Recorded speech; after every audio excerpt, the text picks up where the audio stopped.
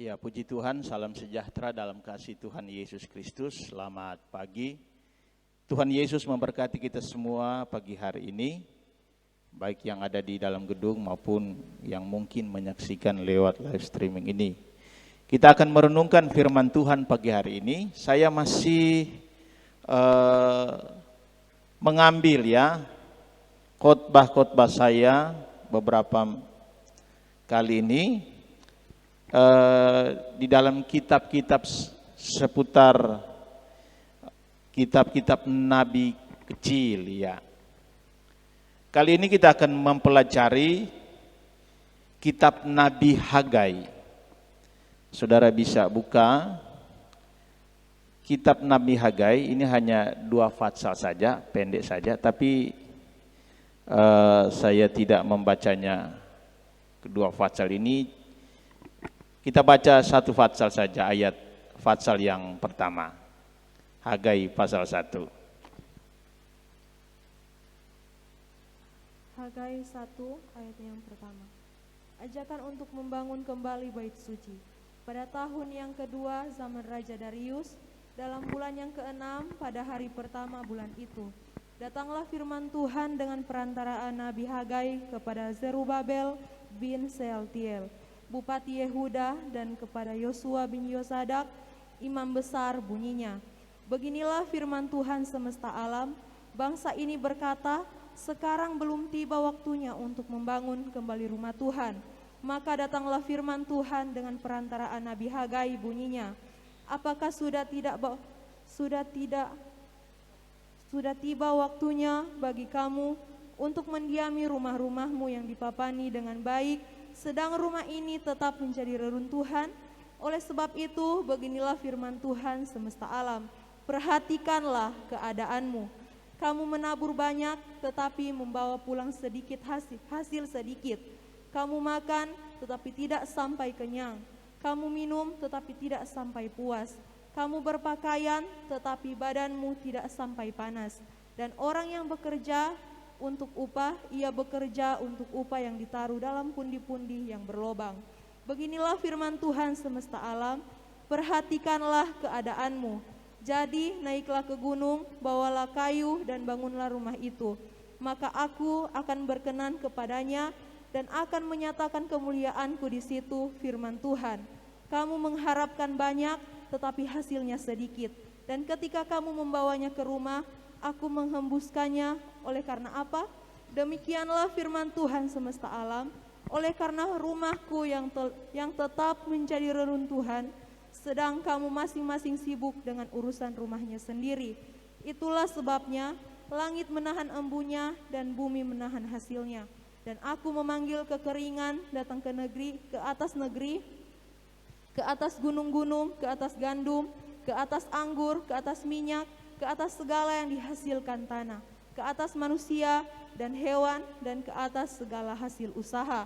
Lalu Zerubabel bin Sealtiel dan Yosua bin Yosadak, imam besar, dan selebihnya dari bangsa itu mendengarkan suara Tuhan Allah mereka, dan juga perkataan Nabi Hagai sesuai dengan apa yang disuruhkan kepadanya oleh Tuhan Allah mereka.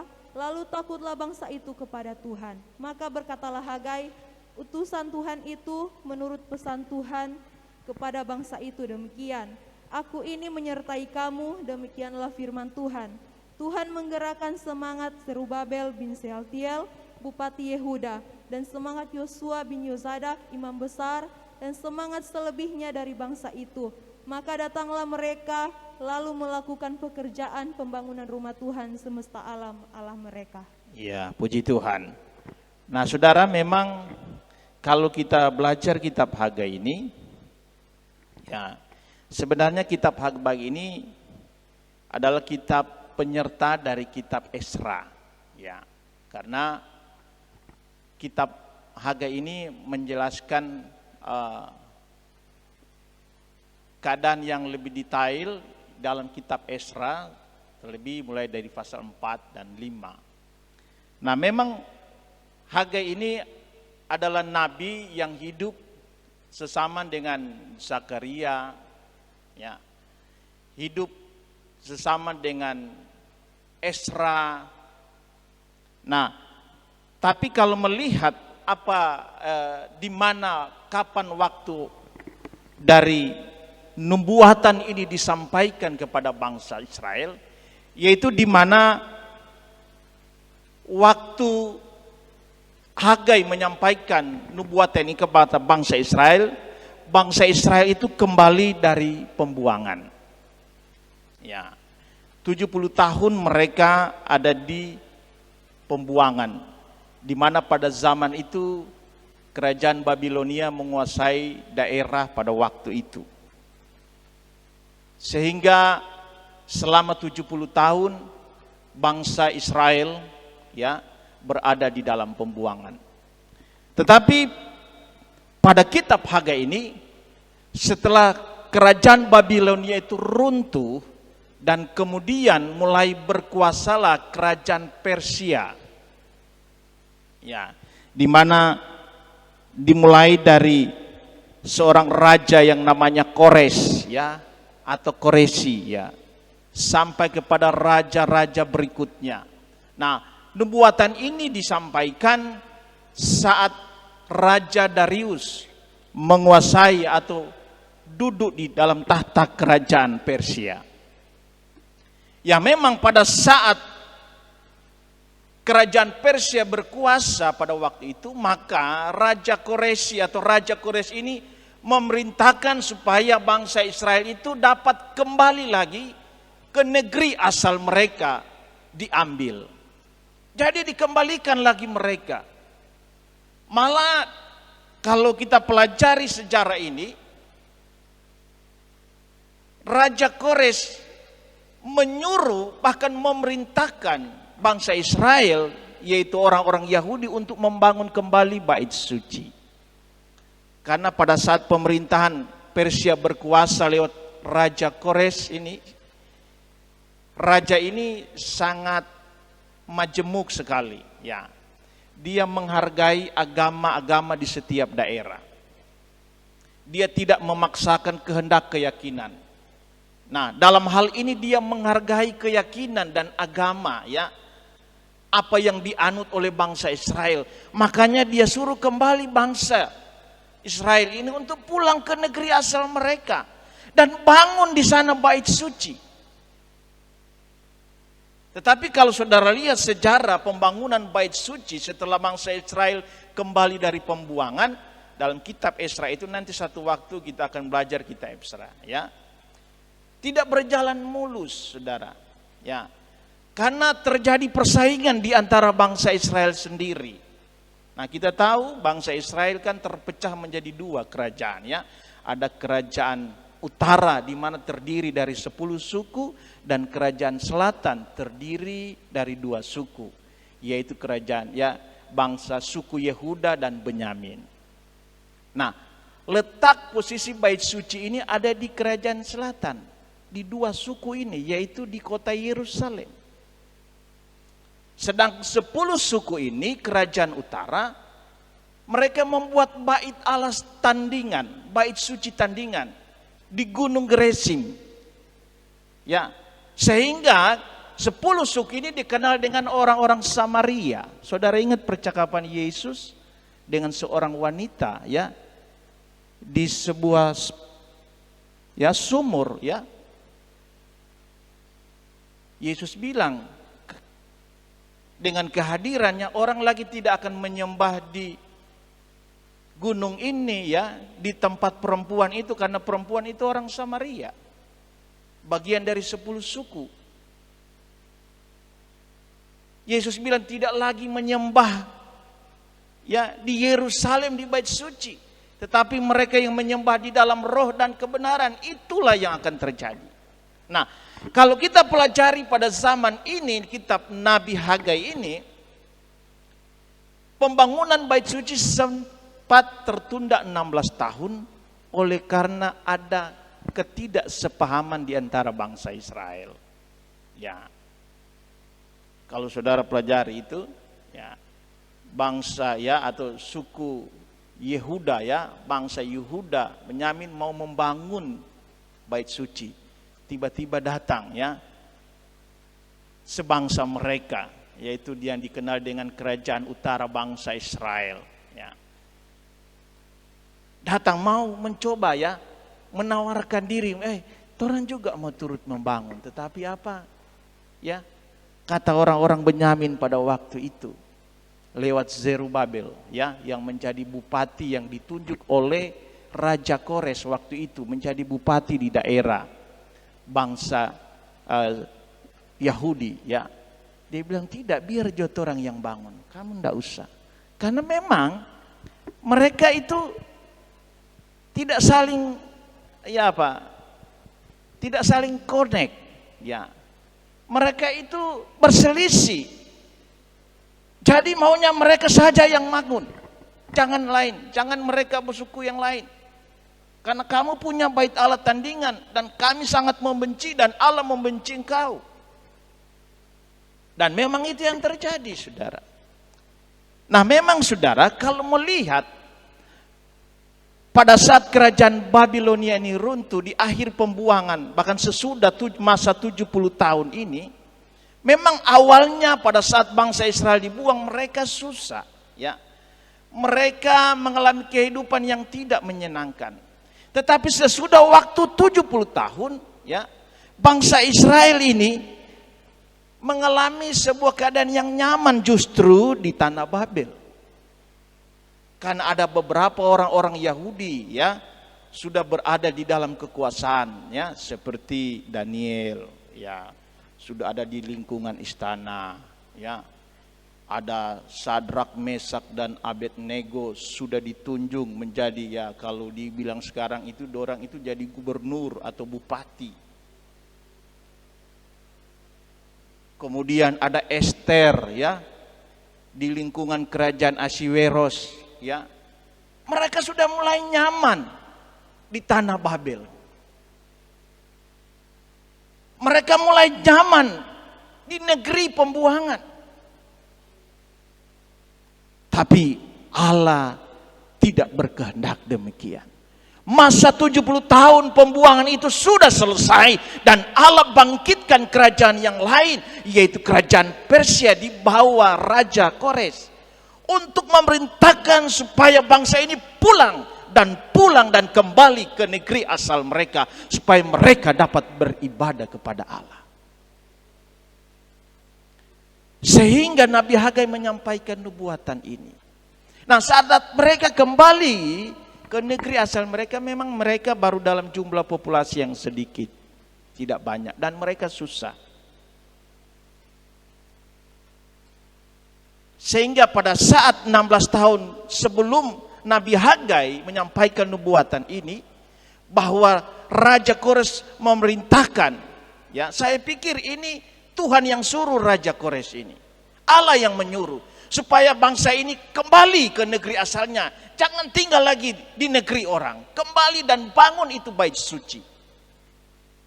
Dan karena ketidaksepahaman ini nanti kita belajar di kitab Esra, maka bait Allah itu tertunda pembangunan selama 16 tahun. Sehingga menjadi puing-puing saja.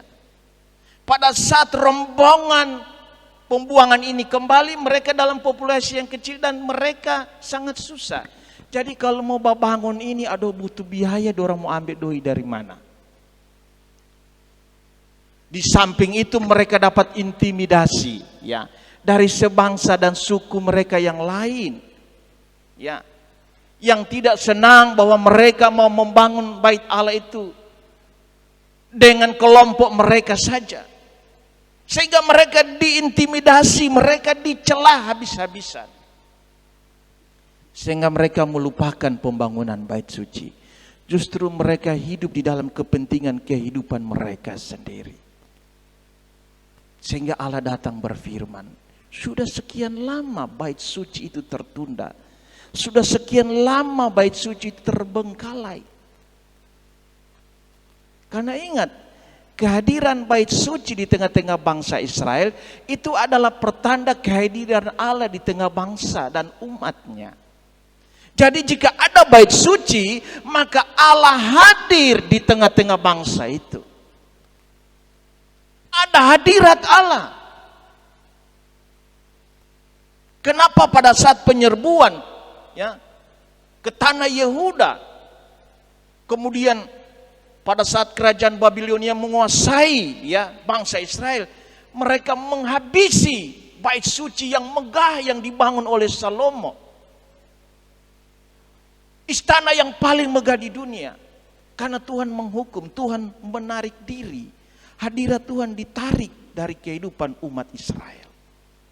Karena umat Israel telah berlaku jahat di hadapan Tuhan. Nah, saatnya Tuhan mau memulihkan kembali ya. Kalau dalam istilah Daud itu pondok Daud. Di mana di dalam bait suci itu, di sana ada hadirat Tuhan, di sana ada pelayanan kepada Tuhan. Tuhan mau kembalikan itu. Tapi orang-orang pada waktu itu pesimis. Mana bisa dengan keadaan kami yang serba terbatas. Bahkan ada yang sudah mulai cuek, abaikan, sudah tidak pusing lagi. Sehingga apa yang terjadi ya? Saya mau mengambil satu pengajaran. Kitab Hagai ini banyak makna, banyak kebenaran dan pengajaran yang sudah bisa petik. Sehingga ada banyak orang-orang, hamba-hamba Tuhan, pelayan-pelayan Tuhan mengambil ya inspirasi rohani dari kitab Hagai ini, saudara ya. Kitab Hagai ini kitab yang luar biasa ya. Sehingga ada banyak ya gereja-gereja mengambil nama Hagai ini sebagai nama sebuah institusi, sebuah lembaga, sebuah ministry atau pelayanan. Mereka pakai kata Hagai ya. Bahkan ada sekolah yang menggunakan kata Hagai ya, yang kita kenal dengan Hagai Institute. Ya, karena kebenaran-kebenaran yang terkandung dalam hal ini ada banyak, tapi dalam hal ini saya mengambil soal ekonomi. Umat Tuhan itu dikendalikan oleh Allah. Keadaan ekonomi bangsa pilihannya itu dikendalikan oleh Allah. Nah, kebenaran ini yang saya angkat pagi hari ini. Tuhan berkata kepada bangsa ini, coba saudara lihat ya. Mulai ayat yang ke-5.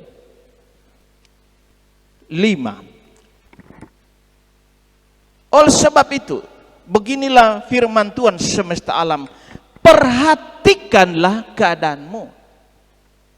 Beberapa kali kalimat ini diulangi oleh Allah di ayat yang ke-5. Kemudian ayat yang ke-7 ya. Allah bersabda kepada bangsanya sendiri, umat pilihannya, perhatikanlah keadaanmu. Bahkan di pasal 2 ya, kalau saudara lihat ayat yang ke-16 dan 17 kalau di Alkitab, kalau di Android, kitab Android itu aplikasi ayat 15, 16, Tuhan atau Allah bersabda kepada bangsa ini juga bahwa Allah memerintahkan kepada bangsa ini supaya mereka memperhatikan bagaimana keadaan mereka. Sehingga Allah bersabda kepada bangsa ini di ayat yang ke-5 dari pasal 1 ini. Kamu menabur banyak, tetapi membawa pulang hasil sedikit. Kamu makan, tetapi tidak sampai kenyang. Kamu minum tetapi tidak sampai puas. Kamu berpakaian tetapi badanmu tidak sampai panas. Dan orang yang bekerja untuk upah, ia bekerja untuk upah yang ditaruh dalam pundi-pundi yang berlubang. Apa artinya ini? Artinya bahwa Tuhan tidak atau Allah tidak sedang memberkati usaha dari umat Israel pada waktu itu. Allah tidak berkati. Bahkan kalau di ayat-ayat selanjutnya ya. Ayat 9, kamu mengharapkan banyak tetapi hasilnya sedikit. Dan ketika kamu membawanya ke rumah, aku menghembuskannya, ya, dilenyapkannya. Oleh karena apa? Demikianlah firman Tuhan semesta alam. Oleh karena rumahku yang tetap menjadi reruntuhan. Oleh karena bangsa Israel, orang Yahudi pada saat itu berlaku egois di hadapan Allah. Mereka melupakan bait suci. Mereka lupa. Mereka tidak terbeban lagi dengan pembangunan bait suci. Justru mereka sibuk dengan urusan mereka sendiri. Maka apa yang Allah buat kepada bangsa itu? Allah tidak memberkati bangsa itu lewat pekerjaan usaha mereka. Keadaan ekonomi mereka pada saat itu, sekalipun mereka bekerja berusaha dengan sekuat tenaga, tapi mereka tidak mendapatkan hasil apa-apa dari pekerjaan mereka. Mereka sedang menaruh upah mereka dalam pundi-pundi yang berlubang. Allah tidak berkati oleh karena mereka berlaku egois. Sehingga Allah dengan tegas berkata, perhatikanlah keadaanmu, perhatikanlah keadaanmu. Apa maksud dari kalimat atau statement ini, saudara? Saya memahaminya begini, saudara ya. Allah menegaskan supaya bangsa ini memperhatikan keadaan mereka. Yang pertama yaitu Allah menginginkan supaya bangsa ini sadar diri. Jangan egois. Setelah dibebaskan dari pembuangan, mereka mulai lupa Tuhan. Setelah mereka hidup enak di tanah pembuangan, mereka punya orang-orang penting di kerajaan, di pemerintahan, koneksi. Mereka sudah tidak lagi diintimidasi. Justru mereka sangat dihargai, mereka sangat dihormati di negeri orang, di tempat pembuangan. Sehingga mereka lupa Tuhan, tidak terbeban lagi dalam pelayanan, tidak terbeban lagi dalam urusan ibadah. Maka Allah mulai menegur bangsa ini. Dengan apa? Saya ambil pengajaran pagi hari ini dengan kehidupan ekonomi yang tidak diberkati oleh Allah. Sadar diri Artinya Tuhan mau membuka pikiran mereka bahwa mereka menjalani hari-hari yang berat karena mereka mulai melupakan pekerjaan Tuhan. Karena mereka mulai mengabaikan pelayanan mereka kepada Tuhan. Karena bait suci itu adalah pertanda kehadiran Allah di tengah bangsa itu, dan di sana mereka melayani Tuhan.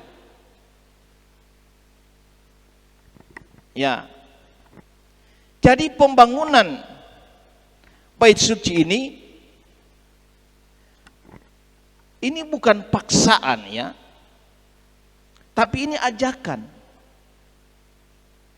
Mengajak supaya bangsa ini membangun bait suci. Yang artinya apa? Selama Allah tidak hadir di tengah-tengah umatnya karena ketidakadaan bait suci, maka selama itu mereka akan mengalami hari-hari yang berat, di mana kehidupan ekonomi mereka tidak diberkati oleh Tuhan. Itu satu Allah inginkan supaya orang Israel pada waktu itu, bangsa Yahudi, supaya mereka sadar akan keberadaan mereka. Kenapa mereka susah pada saat itu? Kenapa mereka berjuang keras dengan kehidupan ekonomi mereka? Dari hal ini kita bisa pelajari, saudara keadaan kehidupan umat-umat Tuhan itu, keadaan ekonominya itu dikendalikan oleh Tuhan. Sekalipun bangsa ini mau bekerja keras mati-matian, mereka mau menimbun hasil yang banyak, mencari upah yang banyak, tetapi mereka simpan di pundi-pundi yang berlubang. Kalau Tuhan tidak memberkati, mereka tidak akan bisa mendapatkan keberhasilan. Karena ingat, kitab Amsal berkata berkat Tuhanlah yang menjadikan kaya, susah payah tidak akan menambahi. Berkat Tuhan. Tuhan yang kendalikan keberadaan kehidupan ekonomi anak-anak Tuhan. Jadi kalau kita mulai mengabaikan Tuhan, waspada. Kalau kita sudah malas melayani Tuhan, waspada. Kalau kita sudah menolak pelayanan, waspada. Hati-hati, Tuhan akan menegur kita. Makanya kita belajar dari kitab Hagai ini, jangan menolak-nolak pelayanan. Tuhan sudah pintakan bangsa Israel lewat Raja Koresi. Pergi bangsa Israel ini, pergi kamu pulang, kamu bangun itu. Bangun itu bait Allah, pulang kamu. Dorang tidak indahkan, dorang cuek. Malas ah. Lebih baik cari urusan sendiri. Cari usaha sendiri. Apakah Tuhan sedang membebani, ya?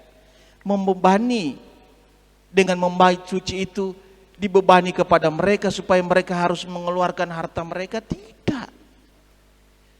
Tuhan hanya butuh semangat dari mereka. Tuhan hanya butuh perhatian dari mereka supaya mereka terlibat dalam pekerjaan Tuhan. Karena kalau kita baca di ayat selanjutnya, ya, dari pasal 1 dan pasal 2, ya. Kita lihat di sini di ayat yang ke-12, ya. Lalu Zerubabel, ini Zerubabel adalah bagian dari kerajaan Darius, ya, kerajaan Persia, karena dia ditunjuk menjadi bupati, kepala daerah di daerah Yerusalem itu, ya, tempat di mana bangsa Israel itu dikembalikan, ya.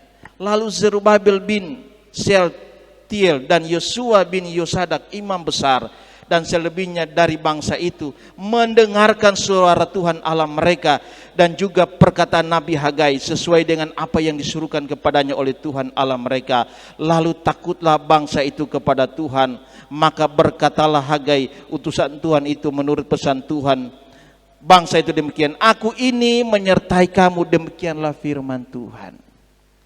Mereka sadar ternyata, ya, dengan teguran ini. Mereka sadar dengan firman yang disampaikan oleh Nabi Hagai, ya. Dan mereka bertobat. Dan Tuhan memberikan mereka semangat. Tuhan kasih mereka spirit, ya, semangat. Mari, bangun. Aku ini menyertai kamu sekalipun kamu dalam keadaan yang susah, dalam keadaan yang melarat, bukan berkelebihan. Dan mereka laksanakan itu. Dan apa yang terjadi, saudara, ya? Kalau kita baca di pasal 2, ya. Pasal 2, ya. Maka sekarang perhatikanlah mulai dari hari ini dan selanjutnya, sebelum ditaruh orang batu demi batu untuk pembangunan bait Tuhan, bagaimana keadaanmu? Perhatikan, ya. Yang kedua dari pengajaran ini, yaitu apa yang Allah sampaikan, perhatikanlah keadaanmu. Yang kedua saya merenungkannya, bahwa berkat Allah itu bisa dihitung. Artinya saudara dapat lihat, saudara atau umat Israel bisa dapat alami berkat Tuhan itu. Bukan samar-samar. Bisa dihitung. Bagaimana ayat yang ke-17, ya, kalau di Alkitab atau di aplikasi ayat 16. Bagaimana keadaanmu ketika orang pergi melihat suatu timbunan gandum yang seharusnya sebanyak 20 gantang, hanya ada 10. Dan ketika orang pergi ke tempat pemerasan anggur untuk mencedok 50 takar, hanya ada 20. Aku telah memukul kamu dengan hama dan penyakit gandum dan segala yang dibuat tanganmu dengan hujan batu, namun kamu tidak berbalik kepadaku, demikianlah firman Tuhan. Perhatikanlah, ya, sekali lagi firman Allah sampaikan kepada bangsa ini, perhatikanlah mulai dari hari ini dan selanjutnya, mulai dari hari yang ke-24 bulan ke-9, mulai dari hari diletakkannya dasar bait Tuhan, perhatikanlah apakah benih masih tinggal tersimpan dalam lumbung, dan apakah pohon anggur dan pohon ara, pohon delima dan pohon zaitun belum berbuah. Mulai dari hari ini aku akan memberi berkat. Ya. Orang yang mau terbeban dan peduli dengan pelayanan, dengan pekerjaan Tuhan, maka Tuhan akan memberkati keadaan ekonomi mereka. Ini yang terjadi. Tuhan akan berkati keadaan usaha mereka. Tuhan akan memberkati kebun mereka, gandum mereka. Dan apakah Allah mau menuntut harta dari bangsa Israel? Tidak. Justru semua biaya pembangunan, ya, kalau di ayat yang lain, ya, kalau di pasal 2 ini, saudara, bahwa Tuhan akan mengambil, ya, harta-harta dari orang lain, ya. Kalau di dalam ayat yang ke-8, ya, dari pasal 2 atau ayat yang ke-7 di aplikasi, ya, dikatakan begini, ya. Aku akan menguncangkan segala bangsa, sehingga barang yang indah-indah kepunyaan segala bangsa datang mengalir, maka aku akan memenuhi rumah ini dengan kemegahan firman Tuhan semesta alam. Saudara bisa baca terus. Tuhan akan datangkan. Makanya saudara, kita belajar saudara, ya, dalam melayani Tuhan, jangan ukur pelayanan itu dengan keadaan jasmani. Jangan. Aduh, kalau saya lagi susah, mana saya bisa melayani, mana saya bisa berkorban. Enggak, saudara. Tuhan hanya menuntut hati dan motivasi yang benar. Tuhan menuntut semangat. Saat kita terbeban untuk berkorban, untuk melayani Tuhan, Tuhan yang sediakan semuanya itu. Tuhan datangkan apa yang akan kita beri untuk pekerjaan Tuhan. Tuhan hanya menuntut semangat kita, saudara. Nah, kita belajar, ya, bahwa dalam kehidupan kita sebagai anak Tuhan, Tuhan menuntut selalu kepada kita untuk kita dalam hidup ini selalu memprioritaskan Tuhan dalam hal kita melayani Tuhan. Nah, kita belajar dari firman Tuhan ini, jangan kita abaikan pelayanan pekerjaan Tuhan. Jangan kita lupa dengan pelayanan pekerjaan Tuhan. Jangan tolak-tolak pelayanan, karena itu kunci berkat bagi kita semua. Saat kita melayani Tuhan, maka di sana Tuhan akan memberkati kita. Puji Tuhan, saya yakin, saya percaya firman Tuhan yang sederhana pagi hari ini dapat memberkati kita semua. Puji Tuhan.